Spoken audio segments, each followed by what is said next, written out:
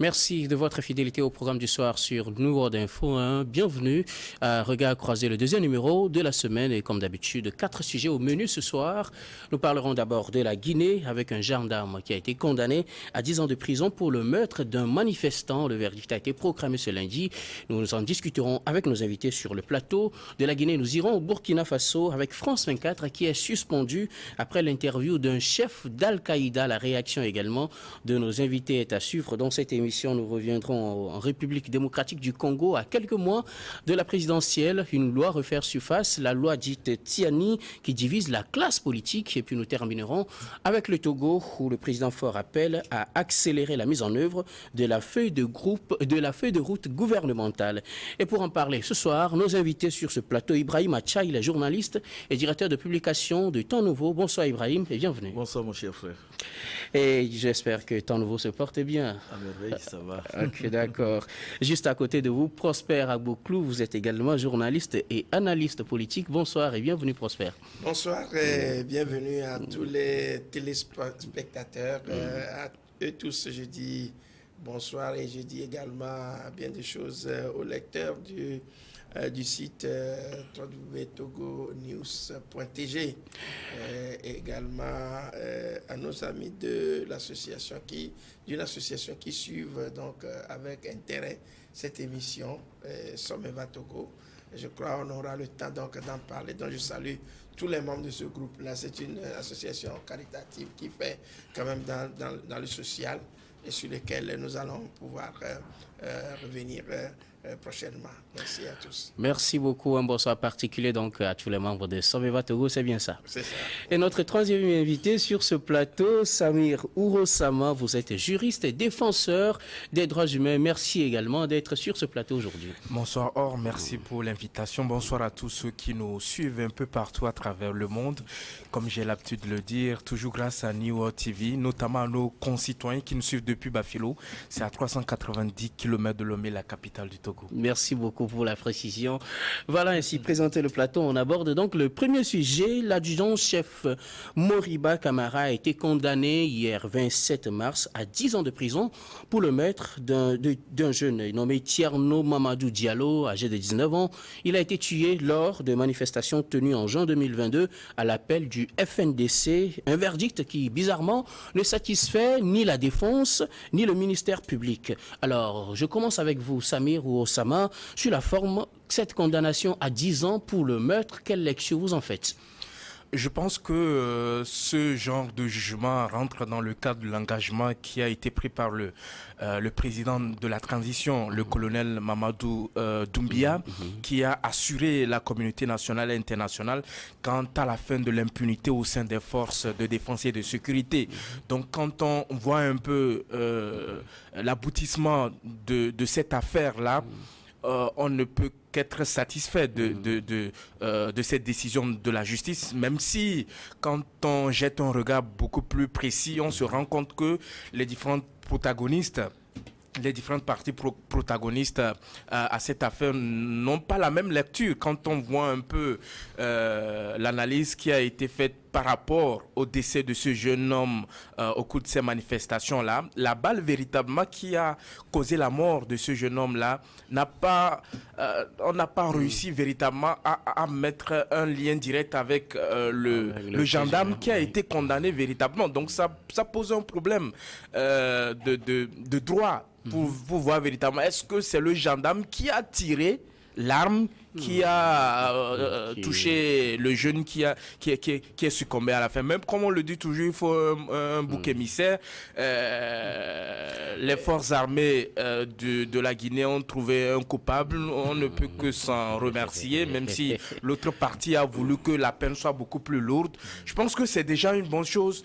Parce que quand on regarde un peu dans l'histoire de nos pays africains, notamment dans les pays francophones, où lorsqu'il s'agit des manifestations, nous voyons des gens qui sortent de façon pacifique, mais face à cela, nous voyons un peu la répression qui est donnée, qui n'est pas proportionnelle à la force qui est utilisée par ces manifestants-là.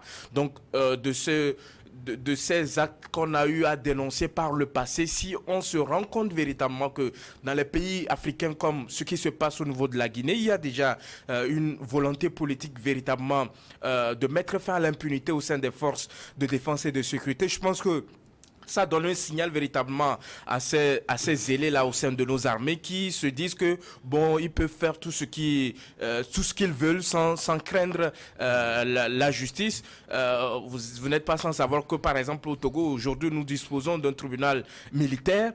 Donc, une certaine volonté politique également au sein de notre pays pour veiller à ce que les velléités, les actes qui sont commis par les militaires dans l'exercice de leurs fonctions, mais qui véritablement ne sont pas liés à l'ordre qu'ils ont réussi, que ces personnes-là, à un moment donné, puissent répondre de leurs actes. Donc, ce qui s'est passé en Guinée est à saluer, mais nous espérons que ce ne serait pas un coup isolé, que cela va permettre à ce que tous ces crimes qui ont été dénoncés au niveau de la Guinée, notamment lorsqu'on parle de la répression du 28 septembre également, le procès en cours, nous souhaitons à ce que les gens qui sont véritablement reconnus coupables par la justice puissent véritablement répondre de leurs actes. On y reviendra tout à l'heure. Donc sur la forme, vous êtes d'accord qu'il y ait quand même condamnation. Exactement. Okay, nous reviendrons sur les différentes positions des différentes parties prenantes. Je viens à vous, Prosper.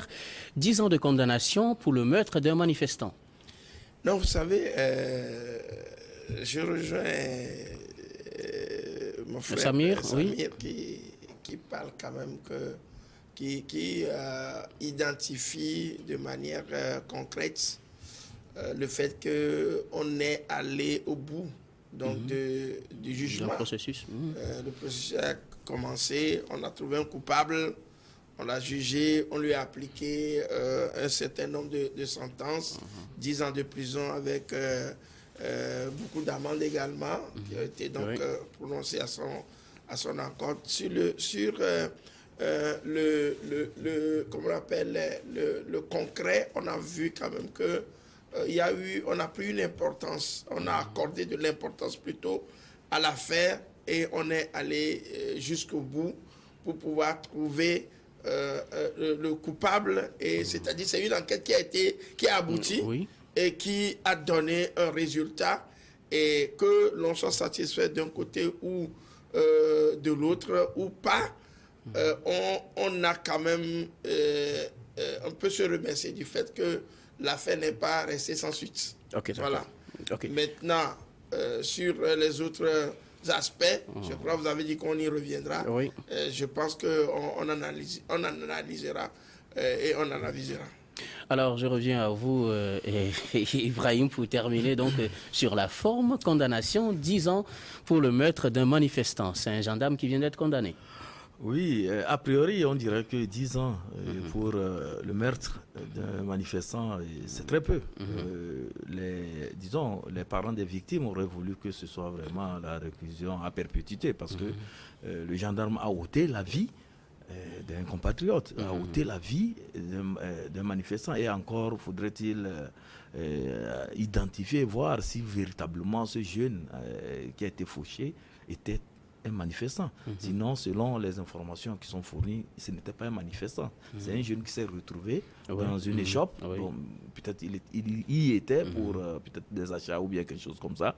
Et la balle est venue le faucher.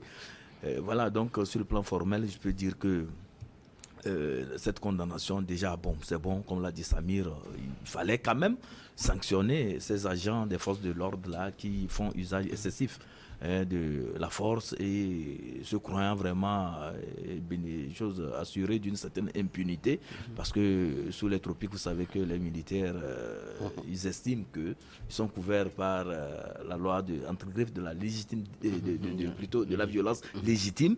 Donc lorsqu'il y a à rétablir l'ordre à un lieu, ils font usage de tout ce qu'ils ont comme matériel et instruments à leur portée pour pouvoir rétablir l'ordre. Bon, voilà ce qui s'est passé. Bon, maintenant, il reste à aller dans le fond pour voir est-ce que... Nous restons avec vous directement pour le fond. Les deux parties ne sont pas d'accord, ni la défense, ni le ministère public. Pour le ministère public, il faut aller à 25 ans. Le procureur a requis 25 ans.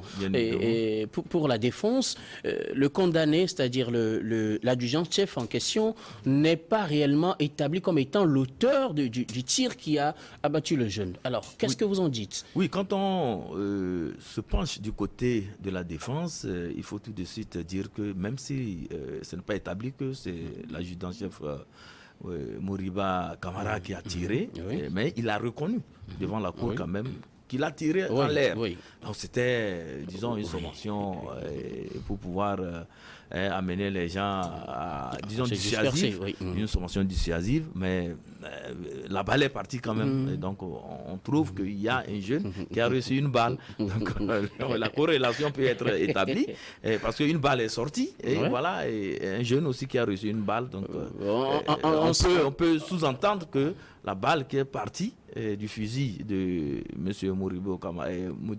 Moriba Kamara a pu atteindre ou bien a fauché le jeune Thierno Diallo. Donc voilà la corrélation qui peut être établie là-bas.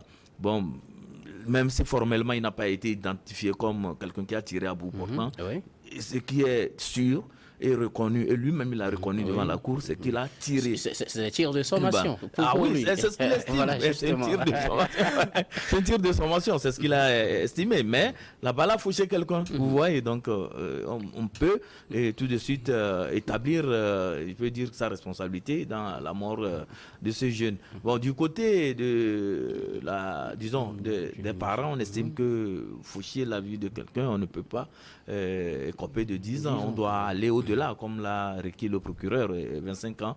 Et certains même ont estimé que ça doit être la réclusion à perpétuité. Donc voilà, et ce qui fait que des deux côtés, ils ne sont pas d'accord de la sentence prononcée par le juge. Tout compte fait, il fallait quand même une sentence ou bien un verdict, et le verdict est tombé. Bon, maintenant, on comprend directement qu'il y a cet engagement des autorités à ne plus tolérer les bavures et tout autre, disons, usage de force de façon disproportionnée pour pouvoir rétablir l'ordre. Donc, lorsque vous êtes en mission, les militaires ont reçu l'ordre d'aller rétablir l'ordre, mais pas pour aller tuer. Vous comprenez? Donc, il y a d'autres moyens. C'est dans les cas extrêmes, quand vous êtes avec l'ennemi identifié, c'est là où peut-être que vous avez l'autorisation de tirer. Mais quand c'est avec les compatriotes, bon, en tout cas, je ne suis pas de la fonction militaire, mais j'estime que l'ordre n'est pas d'aller tirer sur les compatriotes. Ok, d'accord. Samir Ourosama, on va maintenant dans le fond.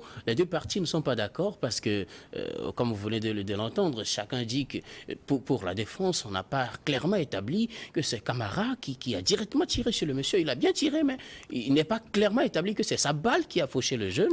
Et pour la famille, comme vient de le dire Ibrahim, 10 ans pour un meurtre, pour la vie d'un jeune, à faucher à la fleur de l'âge à 19 ans, c'est très peu.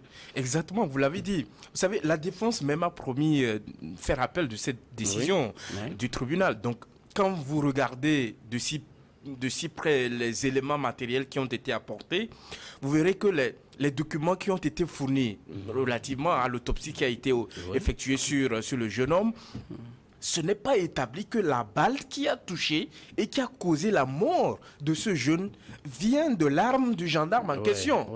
Est-ce que vous comprenez? C'est-à-dire qu'au-delà, ça pose la question sur, d'abord, à essayer de comprendre pourquoi est-ce que sur un champ de manifestation, on permet à ce que les militaires viennent, si c'est pour assurer l'ordre, que les militaires viennent avec des balles réelles. C'est inadmissible. C'est-à-dire que même dans les conventions internationales, le matériel de maintien de l'ordre, quand on regarde de si près également, n'y figure pas cette histoire de balles réelles. Et jusqu'à ce que, et pour moi, le juge aurait pu aller au-delà et voir qui a donné l'ordre de tirer. Parce qu'un militaire ne peut pas prendre une décision sur le coup de tirer. Vous voyez un peu, Normalement, au sein de l'armée, c'est la hiérarchie, c'est la discipline. C'est-à-dire que c'est quand vous recevez de l'ordre que vous tirez. Et si c'était, comme on le dit, un élément incontrôlé? C'est vite fait quand un fait réalisé, qu'on crie non, c'était un élément incontrôlé, on ne l'a pas donné l'ordre et tout. Mais avant que ces éléments de la gendarmerie ne viennent sur le terrain, mais ils ont reçu de l'ordre. Avant qu'ils ne fassent sortir l'arme de leur, je ne sais pas comment ils appellent ça, de leur caserne et consorts, mais ils ont reçu également de l'ordre. Avant même qu'on ne leur autorise de pouvoir prendre des balles, de les charger dans leurs armes, c'est-à-dire qu'ils ont reçu un ordre quelque part. Donc à chaque étape, ils reçoivent de l'ordre. Et sur le champ des manifestations, il y a un commandant, il y a celui qui dirige les opérations. Même quand c'est des opérations de maintien de l'ordre, il y a quelqu'un qui dirige. Et c'est lui qui donne le ton pour tirer. Mais quand quelqu'un dit qu'il a tiré en l'air, un tir de sommation. Mais comment on peut utiliser une balle réelle pour essayer de calmer les manifestants? Les manifestants pacifiques, il faut le rappeler, des gens qui sortent sans armes, sans rien. Mais vous, en tant que militaires, des personnes qui ont reçu une formation adéquate pour essayer de maintenir l'ordre, vous permettez d'user de la force, parce que de la force de l'arme, parce que vous avez de l'arme et vous tirez à un moment donné. En réalité, moi, si je dois faire une lecture en deux mots, beaucoup plus globale de cette affaire, mais le seul responsable ne devrait pas être l'adjudant en question.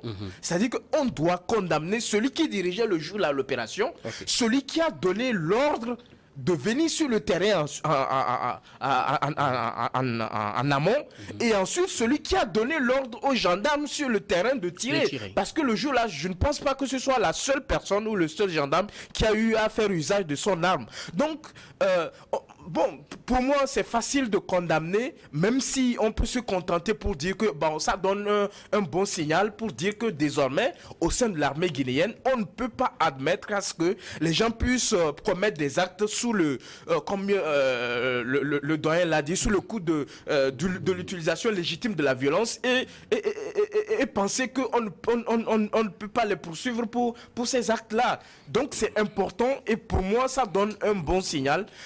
Ça devrait interpeller tous ces acteurs-là, notamment les forces armées de sécurité qui pensent que tout est permis dans nos États. Désormais, ce ne serait plus pareil. Au Togo, je pense que le signal est lancé depuis quelque temps. Merci beaucoup, Samir. C'est sur ces mots qu'on va marquer la première pause, puis on revient pour la suite de cette émission.